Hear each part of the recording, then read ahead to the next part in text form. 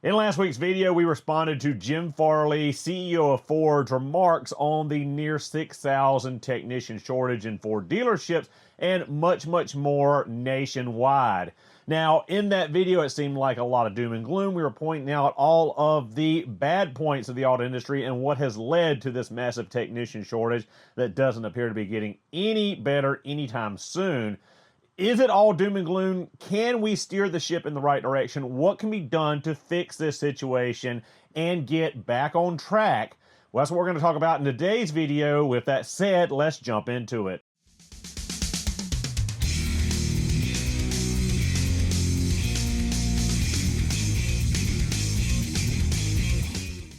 So to reiterate, last week we made a video responding to Jim Farley, Ford CEO's remarks on the technician shortage.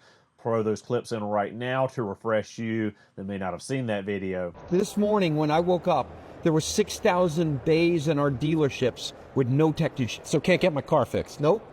2 weeks. Average wait is 2 weeks. Not because we don't have the parts, we don't have the mechanics. Why is there a shortage of these workers? Well, it's a complicated problem, but there is, let's put it that way, literally 1 million openings right now. Technicians in dealerships working on cars.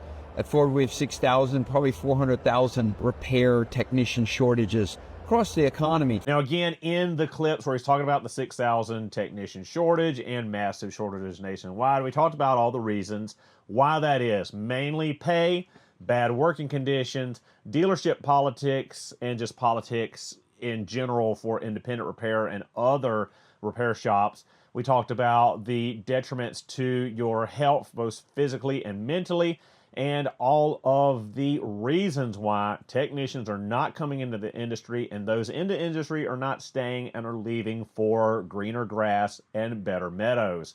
So we talked a lot about the issues, the problems, why we are headed the way we're headed, but we didn't talk about solutions or what could be done to right the ship and get back on course and fix this major issue that is plaguing the automotive industry right now, and it's only going to get worse because this is not something that we can fix overnight. This is not something that we can quickly change in weeks or months. This is going to be years of change to fix this issue, to bring people into this industry and keep people in this industry here. It's not something that can change overnight. Now, of the reasons we talked about, those are the main things that need to shift. And a lot of those are out of control of the automotive technician or those looking to come into the industry. The industry has to change as a whole to be more inviting, to bring technicians in and to keep those technicians in the industry here. Now, we talked about the main factor being pay and talked about the fact that the flat rate system is very broken and does not give you a solid secure feeling for most technicians that are working on flat rate.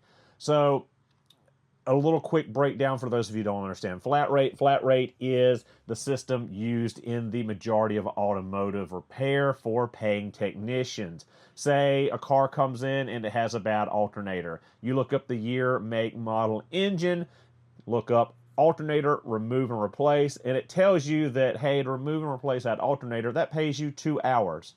Now, if it takes you 4 hours to remove that alternator, or it takes you an hour to remove and replace that alternator, you're going to get paid 2 hours no matter what. So speed is going to be beneficial. If you can knock it out faster than the book time, you're ahead of the game and you're making more money than you're spending time. But if you live in the Rust Belt, or there are extenuating circumstances, or it's a vehicle you've never come across before, especially an independent.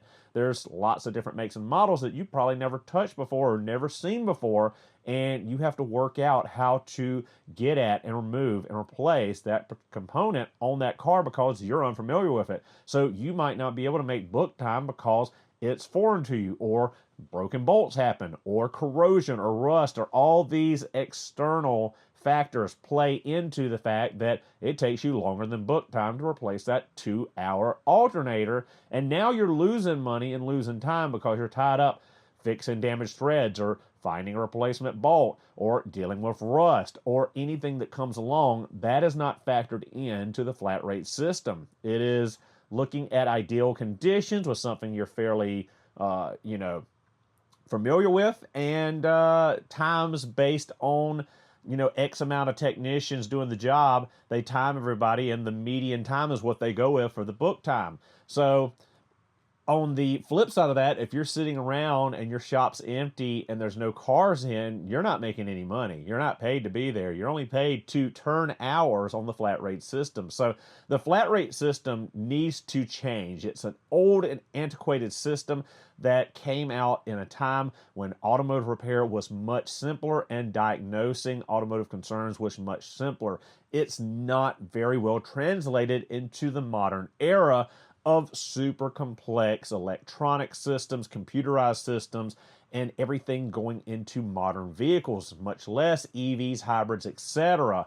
The flat rate system just doesn't cut it anymore. There needs to be a hybridization that's industry standard, where you get a base hourly plus commission or bonus based on flat rate. Something has to change. We talked about that in the flat rate video about why flat rate is broken, why it breeds speed over accuracy, why it makes technicians cut corners because they're trying to make their book hours. It's just not good all the way around. It's not good for the shop because of returns, because of comebacks, because of issues not being fixed right the first time. It's bad for the customer for the same reasons. Their car might not accurately get fixed or repaired correctly the first time because of speed, and the tech is always under the gun and always stressed trying to hit those hours and make their paycheck, or make what they hope to make at least each week, because there's no guarantee, there's no stability there.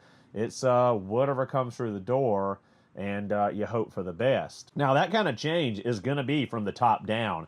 The technician is bottom of the totem pole, and they have no way to change this broken system. This is going to have to be those CEOs like Jim Farley. This is going to have to be those heads of the auto manufacturers changing this system. Another part of this system that we didn't really get into is warranty. So new cars under warranty that come in for issues do not even pay as much as a standard repair. Normally, half the time, you are getting paid half as much for a warranty repair, which doesn't make sense either. The manufacturer is penalizing the technician for fixing their issue. They had a known bad issue on, say, a door handle or a door lock or something. There's a recall, or there is a service bulletin for it, and it's covered under the warranty for that individual car, that individual manufacturer. Well, instead of paying their full regular book hours to replace that part under the warranty free to the customer, they're only going to give you about half as much in most cases. So you're actually getting the screws turned to you by the manufacturer for their mess up, for their engineering blunder, for their problem. And that just breeds lots of hatred and resentment in the technician towards the manufacturer, towards their employers.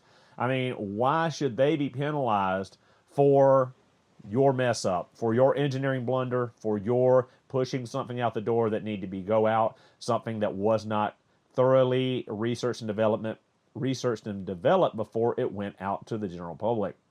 Another bad part of this entire system, and another part where pay just isn't adding up to the investment in tools, the investment in education, and the wear and tear on your mind and body. Now, another point you talked about was working conditions, about how most shops are not climate controlled, where you're burning up in the summertime, you're freezing in the wintertime. Now, that is something that in recent years has started to actually change. Dealerships, newer dealerships, are usually building climate controlled repair shops where you don't have to worry about the winter cold, you don't have to worry about the summer heat as much, and your overall conditions for working are better. Now, that is the outlier. The majority are not still, especially in the independent side, smaller shops.